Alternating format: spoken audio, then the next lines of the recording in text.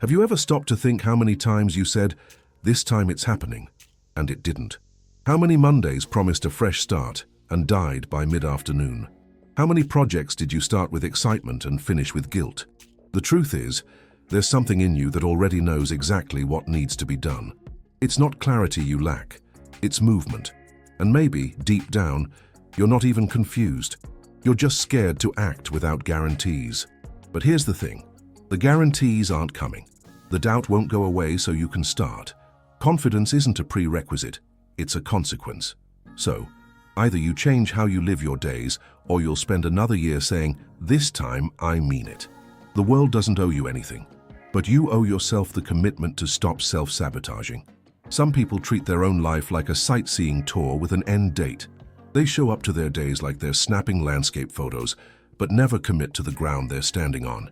They want pro-level results with amateur-level effort. They make plans, dream big, but when it gets boring, the quiet work, the applause-free repetition, they get restless and walk away. As if life were a mall. You go in, try what you like, and leave without paying. But there are no results without paying the price. And the price is presence. It's commitment. Say it's showing up for your goals even when they feel far away. If you were a company, would you hire yourself? Or would you fire yourself for lack of professionalism?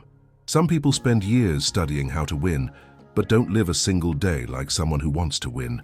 They post punchy quotes, listen to motivational podcasts, share advice, but they live like tourists, always passing through, always watching from the outside, always with a new excuse not to really engage with their own journey. You know what a tourist does when it rains? Cancels the outing.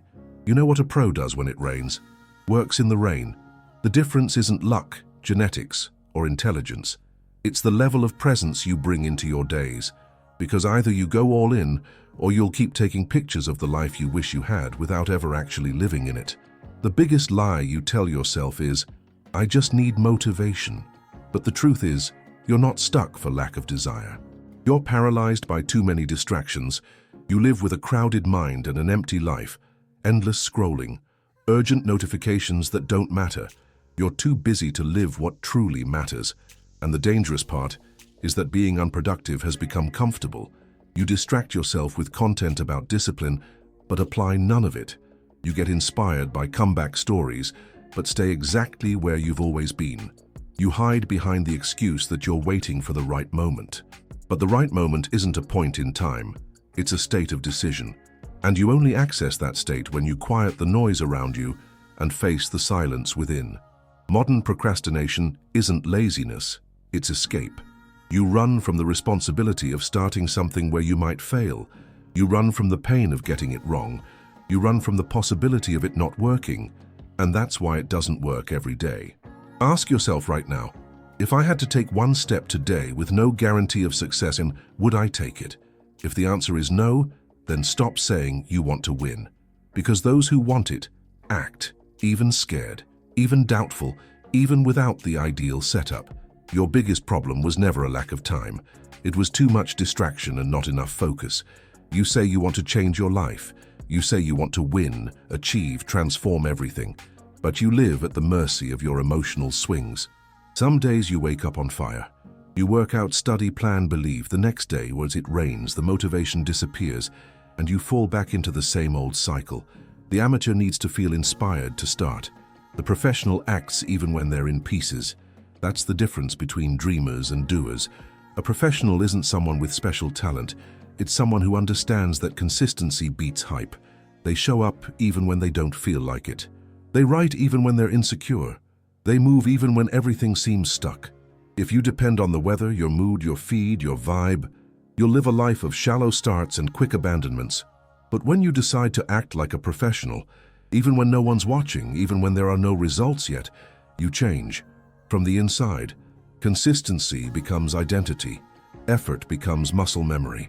The impossible starts to feel like just a matter of time. A professional doesn't ask, "Can I do this forever?" They only ask, "What do I need to do today?" And then they go do it. You don't need to win your whole life right now. You just need to win today. Tomorrow, do it again. The world is already full of overly sensitive amateurs. Be the professional who proves to yourself you're ready, not because you feel ready, but because you chose to be. You look at the word discipline and feel weight, obligation, prison. But that's because you were taught wrong. True discipline isn't what limits, it's what frees. People with discipline do what needs to be done, and then do what they want, with peace of mind. Those without it live in a constant civil war, knowing what they need to do, but sabotaging themselves every day. Discipline is when the alarm goes off at 6 a.m. and you don't ask, should I get up, but how do I want to feel at 9 p.m. Discipline spares you from guilt, protects you from doubt, saves you from the shame of looking in the mirror and thinking, one more day I let slip away. You want an amazing life, but you want to build it on impulse. That's not how it works. The life you dream of requires you to act like someone who already has it. And that starts with discipline. Want financial freedom? Discipline to say no to what drains your money. Want health?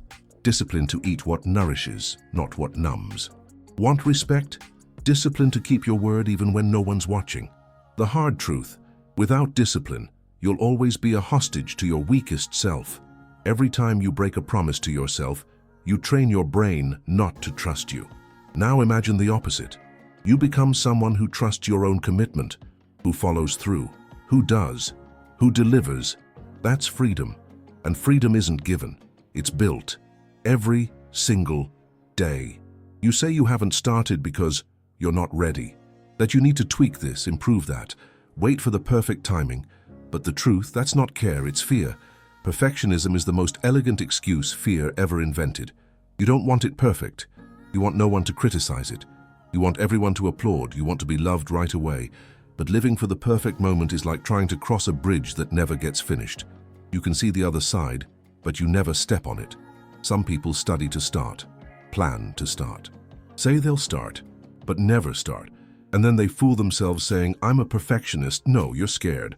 And that's okay. But be honest. Perfectionism paralyzes because it demands total control. And life doesn't work like that. Nothing great is born ready.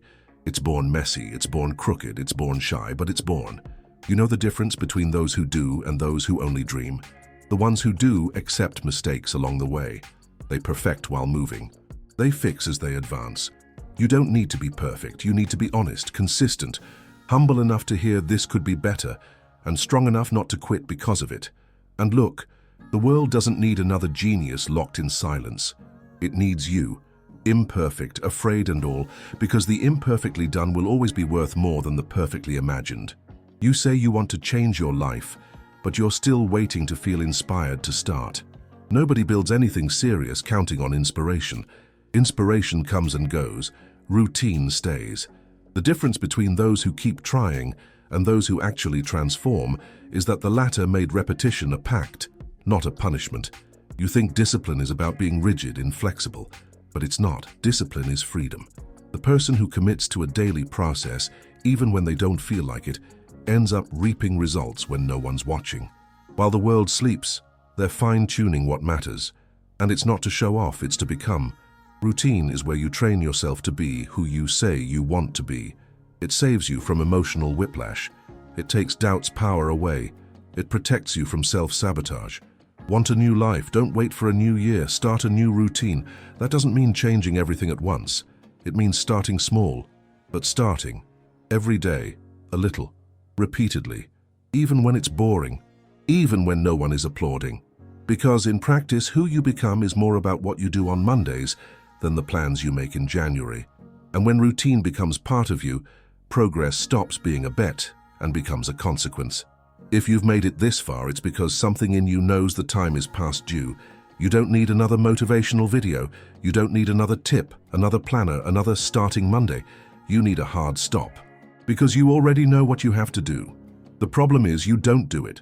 And it eats you up inside. You see other people moving forward, and you tell yourself you're going to start. But deep down, you know you're standing still. And the worst part? You're still by choice. You're waiting to feel like it. But you haven't realized that the feeling comes after the action, not before. It's like starting a campfire. You don't sit there waiting for the fire to appear. You gather wood, strike the match, blow, and then the heat shows up. Transformation starts with the first step. Ugly, imperfect, messy, but it's a step. And if you keep choosing distraction, comfort, postponement, you'll end up where you always do, frustrated, tired, and in debt with yourself. So here's your mirror. It's not me calling you out.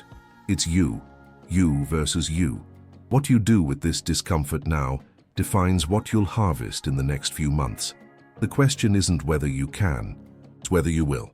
Hit like, subscribe to the channel, turn on notifications, type in the comments right now. I already know.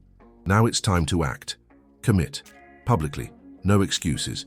Because your life begins the moment you stop stalling and start taking action, even without having all the answers, even without certainty, even with fear.